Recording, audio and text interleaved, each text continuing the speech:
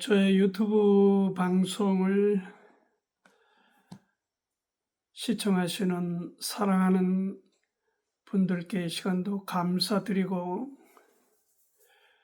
또 우리가 함께 하나님의 말씀을 나눌 수 있는 기회를 주신 주님 앞에 시간 영광 돌리면서 감사드립니다. 가을이 완연히 우리 발등에 왔습니다. 이 계절에 여러분의 가정과 하시는 일, 여러분 자신들의 강건하심을 축복하며 하나님께서 여러분을 도와주시기를 바랍니다. 오늘은 순서에 따라서 한 권의 책 미가서를 나누고자 합니다. 미가 선지자는 이사야, 아모스, 호세아와 거의 동시대의 인물입니다. 그는 대단한 배경과 학문 등을 갖춘 인물은 결코 아닙니다. 당시 이사야는 대단한 그런 신분을 갖고 있는 왕족으로서의 그런 신분이었지만은, 그래서 아마 이사야는 더 넓게 정말 시야를 넓혀서 예언을 했던 것으로 봅니다. 무려 66장에 걸친 그런 예언을 이사야 선지자는 했지만, 미가는 그와 달리 작은 어떤 낮은 곳에 초점을 맞추어서 이 책이 기록되어 있습니다. 그 점이 이사야와 미가의 차이점입니다. 지금 이 세상은 더를 강조하고 있습니다. better, the better, 더 큰 것, 더 높은 지위, 더 넓은 땅, 더 넓은 아파트, 더 많은 것, 그리고 더 갖는 것, 또 시대적으로 흐름이 그러하기도 하지만 더 화려한 것. 그래서 이거 더자를 붙여서 나열하다 보면 끝이 없습니다. 더.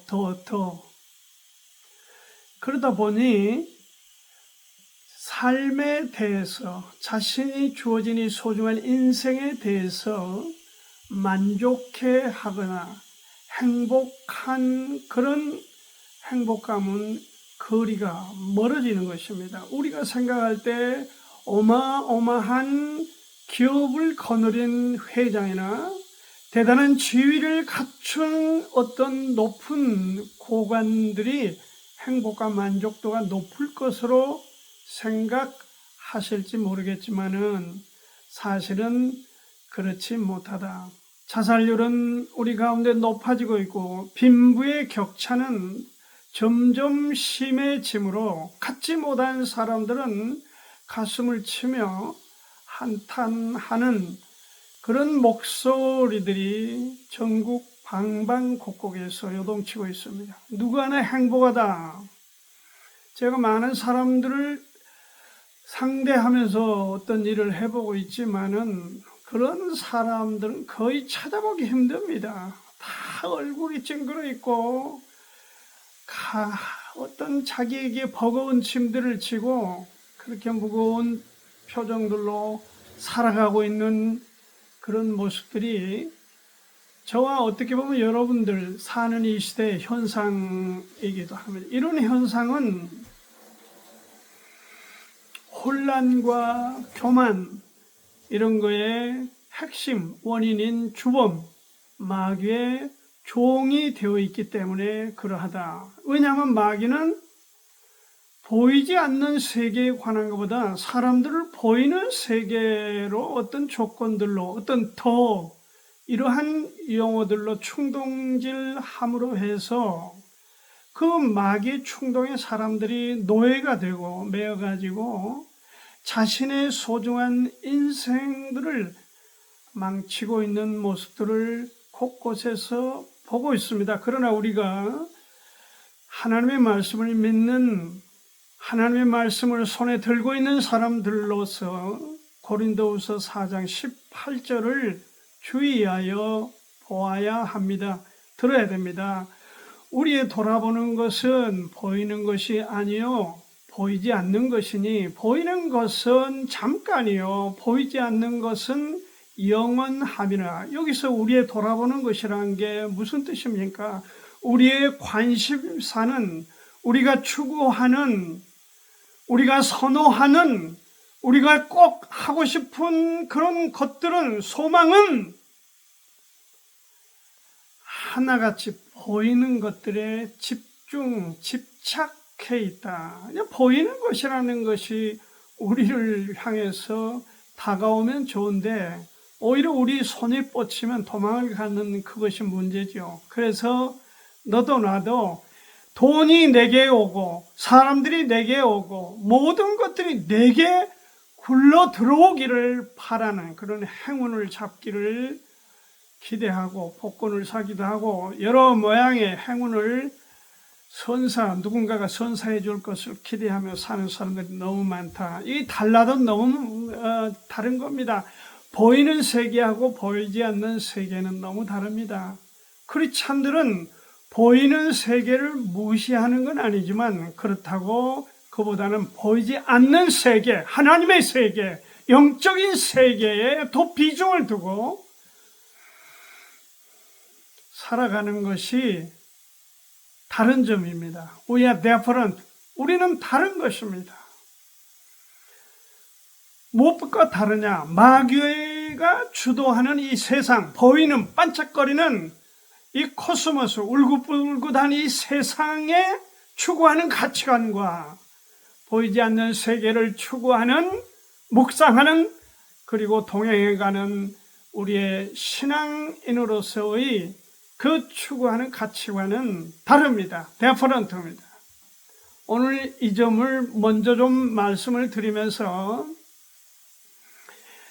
제목을 이렇게, 미가서 제목을 제가 잡아보았습니다. 낮은 곳에 해답 있다. 해답은 높은 곳이라, 많은 곳에 있는 게 아니라 낮은 곳에, 천한 곳에, 버려진 곳에, 사람들이 가치 없다고 평가절하해버린 그곳에 오히려 해답이 있다. 낮은 곳에 해답이 있다. 이런 제목을 걸고 미가서 1장 1절부터 7장 20절 말씀까지를 주어진 시간에 여러분과 함께 나누고자 합니다. 먼저 이 책 전반부에서 우리에게 제시해 주는 말씀을 2장 1절부터 보겠습니다. 침상에서 악을 꾀하며 간사를 경영하고 날이 밝으면 그 손에 힘이 있으므로 그것을 행하는 자는 화 있을진저. 밭들을 탐하여 빼앗고 집들을 탐하여 취하니 그들이 사람과 그 집 사람과 그 산업을 학대하도다. 그러므로 여호와의 말씀에 내가 이 족속에게 재앙 내리기를 계획하나니 너희의 목이 이에서 벗어나지 못할 것이요 또한 교만이 다니지 못할 것이라. 이는 재앙의 때임이라 하셨느니라. 경고를 보내고 있습니다. 선지자가. 그 경고의 내용이 무엇입니까? 여기 보니까 침상에서 악을 꾀하며, 사람들이 잠을 잘 줄을 모르고 잠자는 그 시간에도 뒤척거리면서 생각하는 게 악행을 하겠다. 누구를 잡아 족치겠다. 어떤 사람의 것들을 내가 뺏겠다. 탈취하겠다. 그런 생각, 오만 가지의 생각으로 뒤척거리며 잠을 자지 않는 그런 침상의 간사함을 갖고 있다. 누가? 사람들이 그렇다. 경영하고 날이 밝으면 그 손에 어디서 또 눈을 뜨고 날이 밝으니까 힘이 나왔는지 그것을 행하는 자, 남의 거를 빼앗는, 남의 거를 착취하는 그런 짓거리를 행하는 자는 화가 있다는 것입니다. 메시지에 분명한 선지자는 경고를 날리고 있는 것입니다. 밭들을 탐하고 빼앗고 집들을 탐하여 취하고 그들이 없는 사람, 어려운 사람, 힘들게 인생을 살아간 사람들을 학대하고 있다. 이게 2장 2절 말씀 아닙니까? 밭들을 탐하여 빼앗고 집들을 탐하여 취하니 그들이 사람과 그 집 산업을 학대하도다. 가진 사람으로서의 감사하고 어려운 사람을 위해서 나누어 쓰고자 하는 마음이 있는 것이 아니라 더 어려운 사람 거를 착취하고 빼앗고 탐하여 그들을 학대하는, 그들이 더 가지고 더 높고 더 넓게 지배하고 사는 사람들의 본심이다. 또 선지자는 덧붙여 사회적 불의와 거짓 선지자들의 기만과 치욕, 통치자들의 잔인한 치리, 부패한 제사장, 종교인들이죠. 오늘날로 말하자면 목사님들이죠. 이 분야에 헌신했다고 하면서 살아가는 사람들이죠. 그들의 죄악을 여기 지적하고 있습니다.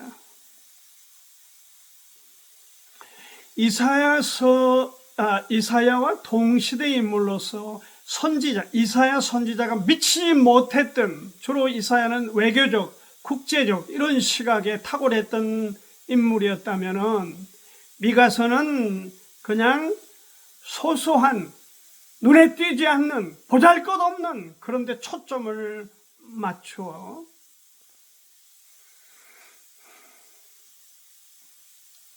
그들의 죄악을 질타하고 있습니다. 없는 사람, 어려운 사람, 힘들게 살아가는 사람들을 학대하는 그들에게, 가해자들에게 질타하고 있는 것입니다.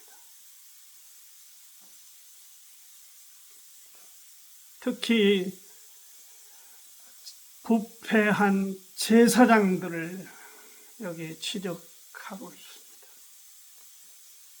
이러한 지위를 갖는 자들의 악행은 하나님의 기준에 의하면 선을 넘어섰다. 그런 얘기입니다. 선을 한참 넘어섰다. 가난하고 구차하게 살아가는 불쌍한 사람들을 돕기는커녕 착취를 일삼는 사람들의 그 행태는 하나님의 눈에는 이미 선을 한참 넘어났다. 그러므로 그들을 향하여 경고를 보내는 것은 만약 계속해서 그러한 짓을 자행하면은 하나님께서 그들을 징계할 수밖에 없다. 하나님께서 칼을 뽑을 수밖에 없다. 그리고 경고를 그렇게 날리고 있습니다. 이것이 미가야 선지자가 기록한 이 책 미가서의 전반부, 지금 첫 주제입니다. 남의 것을 탐하고 없는 사람들 것을 탐하고 취하는 그런 사람들에게 돌이키라는 메시지가 가장 중요한 메시지입니다. 9절에 보니까 내 백성의 부녀들을 너희가 그 즐거운 집에서 쫓아내고 그 어린 자녀에게서 나의 영광을 영영히 빼앗는도다. 네. 무슨 얘기인지 이해가 되시죠? 어려운 사람들을 집에서 쫓아낸다는 것이 왜? 뭐 고리대금업으로 했든지 무슨 사기를 쳤든지 간에 돈 얼마에 사람들을 거처하고 있는 사람들을, 가난한 사람들을 쫓아냈다는 것입니다. 그리고 어린아이들을 어떻게 했습니까? 어린 자녀에게 나의 영광을 영영히 빼앗는도다. 그 하나님이 보호하는 힘없는 어린 아이들을 괴롭히는 겁니다. 학대하는 것입니다. 가슴을 치며 미가서는 통탄하고 있는 것입니다. 지금 우리 현실과 상당히 같습니다. 인간 사회는 그때 미가서 BC 700년 전이나 그때 상황이나 이사야 선지자나 호세아나 아모스나 미가야 선지자가 애언했던 그 시대나 무려 2000 몇백 년입니까? 800년, 700년 지난 지금이나 사람들의 심보는 심사는 달라지지 않았다. 거기서 거기다. 아니, 더 지능화되고 더 과격해지고 싸나워졌다. 그렇게도 말할 수 있습니다. 특히 권력을 쥐고 있는 사람들에 대해서 개탄하는 것이죠. 지금 우리 특히 다른 나라 얘기할 것 없이 대한민국의 정치, 정계를 들여다보아도 마찬가지입니다. 이태원 참사, 그 찢어지는 부모들에 대해서 정부가 치유를 해주고 있는 겁니까? 네, 8번을 이렇게 시도를 해가지고 얻은 그 독자 아들 하나를 군대에 보냈더니 그 아들이 그냥 엄마 아빠 불러보지도 못하고 물속에 묻혀 죽어갔습니다. 그 억울한 부모에 대해서 정부에서 위정자들이, 지도자들이 무슨 부모를 위로해주고 대책을 지금 세워주고 있는 겁니까? 계속 말씨름하고 갑론을박하면서 서로가 서로를 치고 공박하고 이러면서 지금 세월을 1년 훌쩍 넘기고 이런 처참한 상황을 우리가 지금 목격하고 있는 것입니다. 4.3 제주도 사태, 5.18 광주 민주화 운동, 하나같이 4.19 혁명,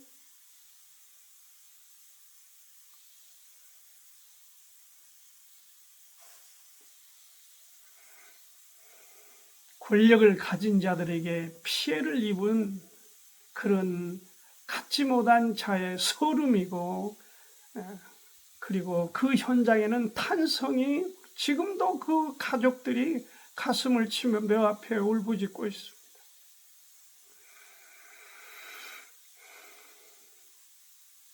가난하고 구차하게 살아가는 사람들, 불쌍한 사람들을 권력은 관심을 갖고 도와야 됩니다. 그래야 우리가 선진화가 되고 좋은 나라가 되는 것입니다.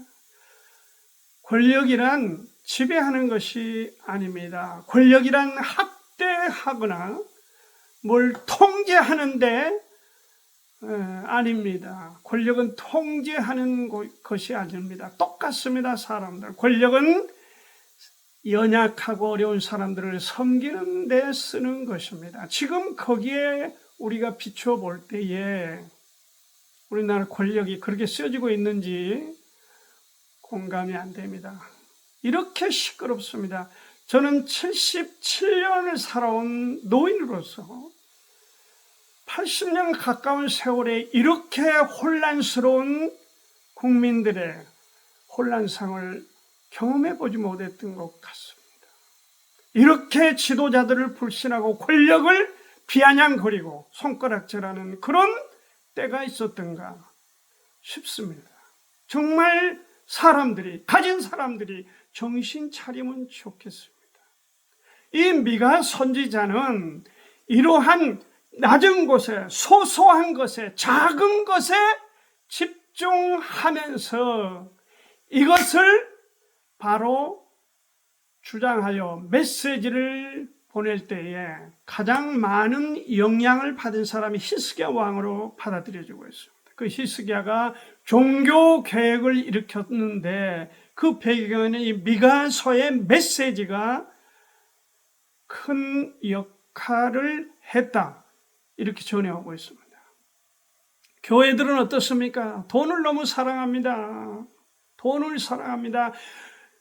제발 주일 설교 시간에 헌금 얘기 좀 안 했으면 좋겠어요. 11조 얘기 좀 안 했으면 좋겠어요. 건축헌금이 무슨 감사헌금이, 헌금에 관해서 강조 안 했으면 좋겠어. 하나님의 말씀으로 연약한 성도들을 세워서 리프트업 시켜서 그들이 자원해서 하나님 앞에 드릴 수 있도록 만들어가는 것이 사역이고 설교입니다. 웬 설교에 그렇게 많은 분량이 퍼센티지가 11조 헌금에 관한 얘기인지 도대체 모르겠습니다. 사람은 말이 어느 쪽으로 나갑니까? 관심이 있는 쪽으로 나가는 것이고, 내가 돌아보는 것은 그랬잖아요. 내가 관심 있는 것은 돈이니까, 목사님의 돈을 너무 추구하니까 돈에 대한 설교를 이렇게 많이 하는 겁니다. 돈이 뭐가 그렇게 대단하고 중요합니까?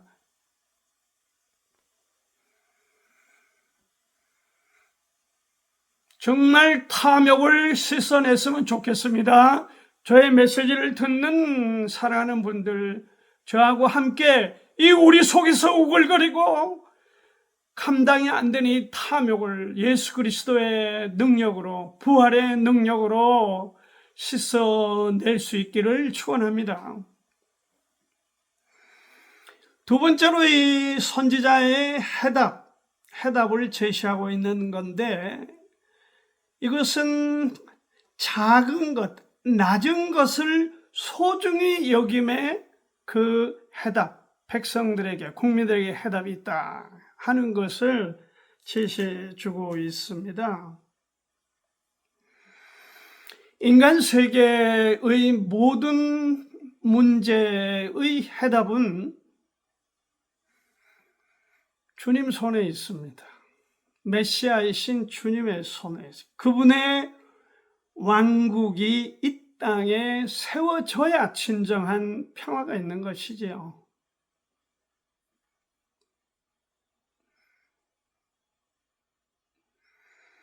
거대한 적군이 이스라엘을 쳐들어왔습니다. 그리고 하나님의 선민을 짓밟았습니다. 이게 5장 1절에 보니까 그렇습니다. 딸 군대여, 너는 때를 모을지어다. 그들이 우리를 에워쌌으니 막대기로 이스라엘 재판자의 뺨을 치리로다. 이 아수르죠. 강대국이죠. 이스라엘 쳐들어와서 완전히 폐허화시키고 초토화시킨 거죠. 하나님의 뺨을 때렸다는 말씀은 이스라엘, 하나님의 자녀인 이스라엘을 짓밟았다, 뭉갰다, 그 얘기죠. 뺨을 때렸다는 말은, 뺨을 때린다는 게 가장 수치스러운 표현인데 미가서는 이 말을 썼어요. 하나님의 뺨을 때렸다. 하나님의 백성, 자녀들을 짓밟아 뭉갰다. 누가? 아수르가. 강국에 밀려서 짓밟힌 이 비참한 하나님의 백성, 해답이 어디에 있습니까? 5장 2절에 그래서 이 말씀이 등장한 겁니다. 이 미가서의 전체 흐름의 초점은 5장 2절입니다. 베들레헴 에브라다야, 너는 유다 중에 족속 중에 작을지라도 이스라엘을 다스릴 자가 네게서 내게로 나올 것이라. 그의 근본은 상고의 태초이니라. 마태복음 2장 6절이 이 미가서 5장 2절을 인용하고 있습니다. 주님이 베들레헴에서 출생하셨다. 그러니까 주님은, 메시아는 베들레헴 아닌 다른 지역에서 출생한 게 아니다. 나사렛에서 출생한 게 아니다. 베들레헴에서 출생하여서 헤롯을 피하여 나사렛으로, 애굽으로 갔다가 나사렛으로 피신하여 거기서 성장했기 때문에 어떤 유대인들은 예수 메시아가 베들레헴에서 태어나야 되는데 왜 나사렛에서 태어났냐 오해를 했던 유대인들이 많았습니다. 아닙니다. 예수님은 정확하게 미가서 5장 2절 말씀대로 보잘것없는 재그만 유명하지도 않고 알려지지도 않는 이 고을 베들레헴에서 탄생하였습니다. 마구간에서 탄생하였습니다. 그는 상고의 태초에니라. 그분이 하나님과 함께 하셨던 아들 예수 그리스도시다. 베들레헴 탄생을 아들이었어요. 여기 우리가 구약 성경에서도 거의 찾기 힘든 조그만한 고을입니다. 왜 하나님께서 예루살렘, 사마리아, 베델 이런 거대한 도시들을 다 제치고 왜 보잘것없고 이 조그마한 고을, 마을 베들레헴에서 주님이 탄생케 하셨습니까? 해답이 여기 있습니다. 낮은 곳에 해답이 있다. 작은 곳에 해답이 있다. 사람들은 삐까뻔쩍하고 화려하고 더 많고 더 어마어마한 것을 눈여겨보면서 혹시 거기서 예루살렘에서 혹시 사마리아에서 아니고 하나님이 생각하는 사람하고는 다릅니다. 베들레헴에서 탄생하셨습니다. 누가? 메시아가.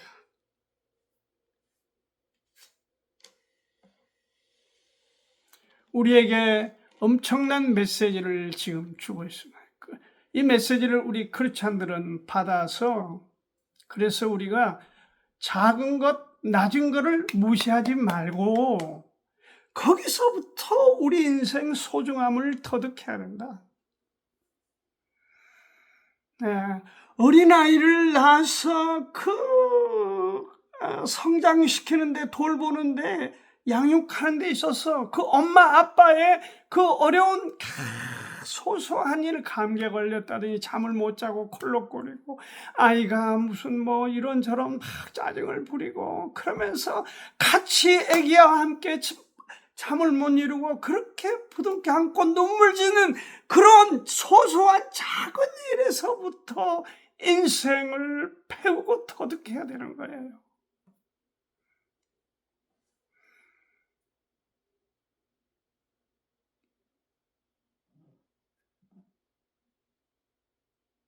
그 이유를 알아야 합니다. 하나님의 이유. 그것은 인간의 죄악의 해결은 거창하고 거대한 요소에 있는 것이 아닙니다. 무슨 어떤 송아지를 기름 잘잘 흐르는 그런 송아지를 잡아서 하나님께 제사 드린다고 그게 되는 것만은 아니고 여기서 말씀하고자 하는 것은 낮은 것, 작은 것 거기에 우리가 해답이 있음을 알아야 된다. 초라하더라도 거기서 해답을 찾자는 것입니다.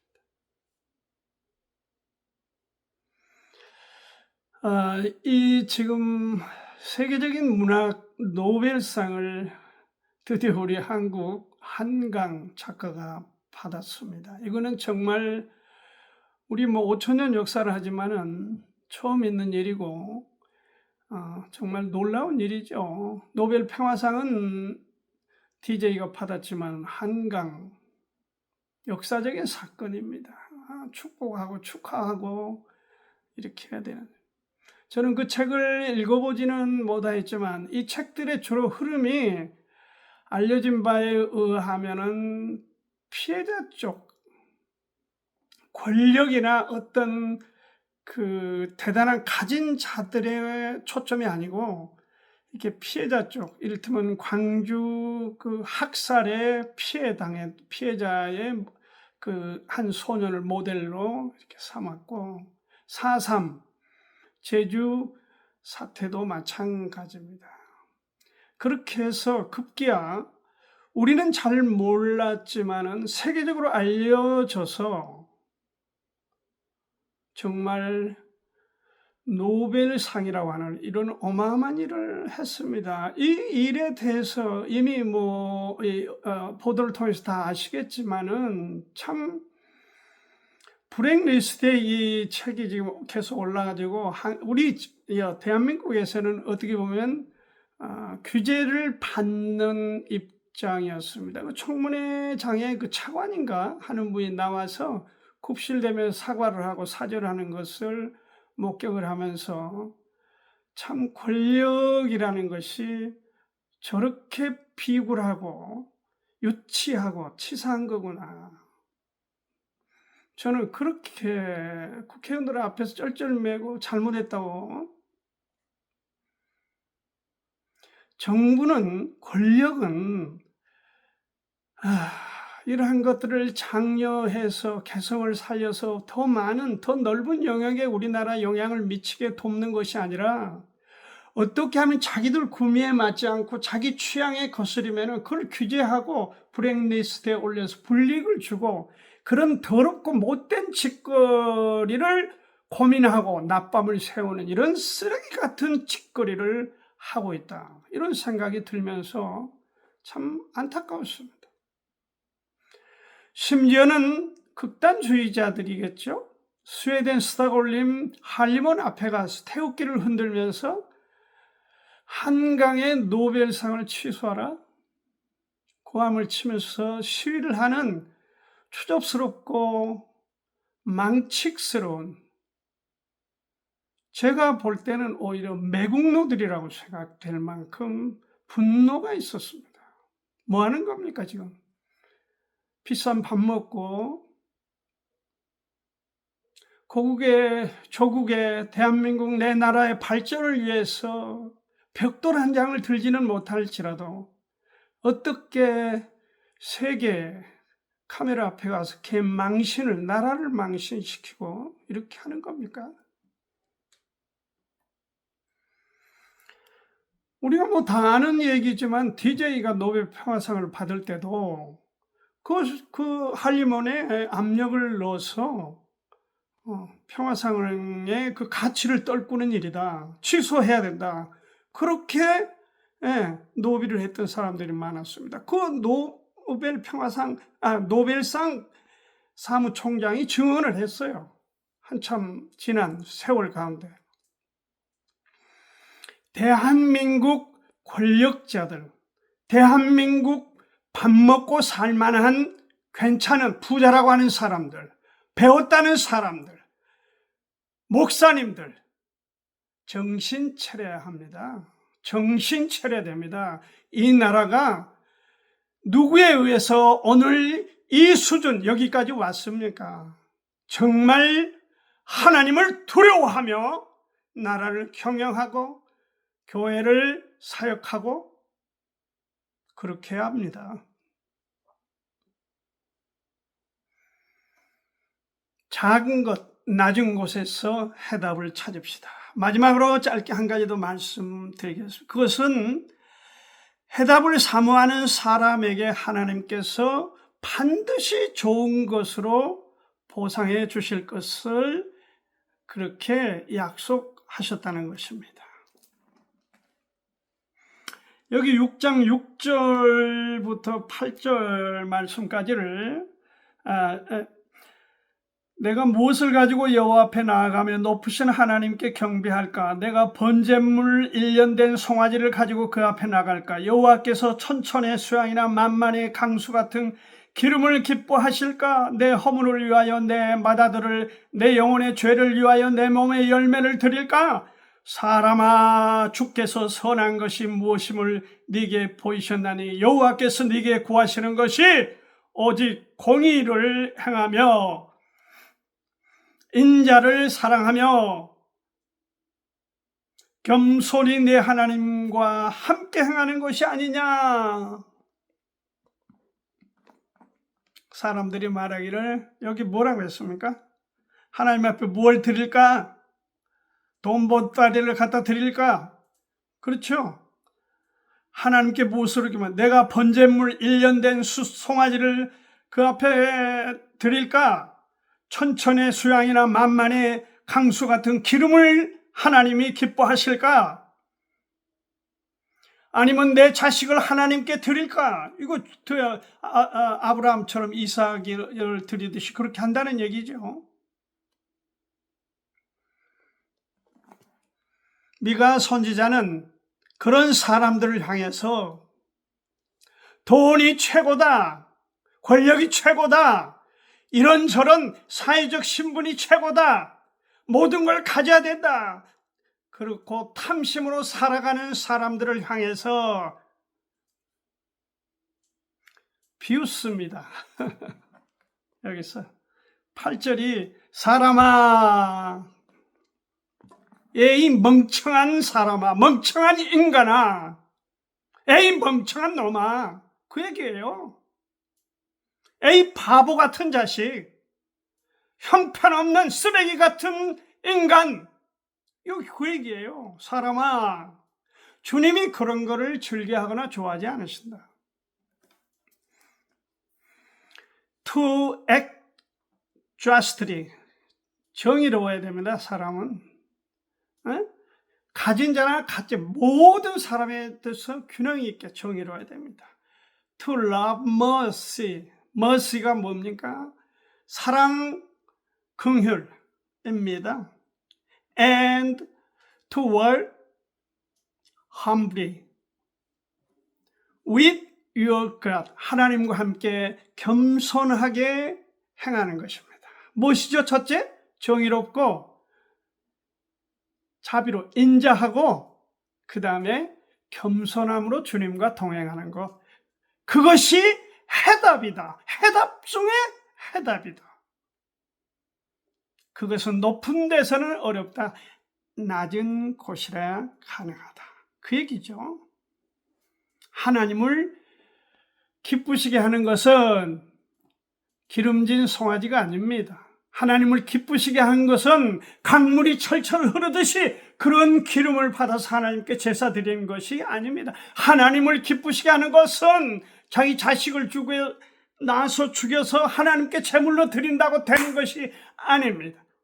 하나님이 기뻐하신 것은 정의롭고, 하나님이 기뻐하신 것은 인자하며, 하나님이 기뻐하는 것은 겸손하게 하나님과 함께하는 것이다.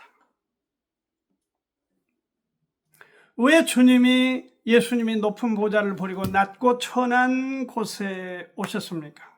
왜 마국간에 태어나셨습니까? 왜 이 작은 베들레헴에 태어나셨습니까? 왜 주님은 불쌍하고 버려지고 소외되고 고통과 신음으로 아파하는 그런 연약한 사람들과 함께 하셨습니까? 왜 주님은 처절하게 십자가를 지시고 피를 쏟으시고 목숨을 던지셨습니까? 그 이유는 높은 곳에 해답이 있는 것이 아니라 낮은 곳에 해답이 있다, 그것을 무지한 사람들에게 깨닫게 하시기 위하여 주님이 친히 목숨을 버리셨습니다. 해답은 이것입니다. 낮은 곳에 주님과 함께 하는데 그 해답이 있습니다. 여러분을 축복합니다.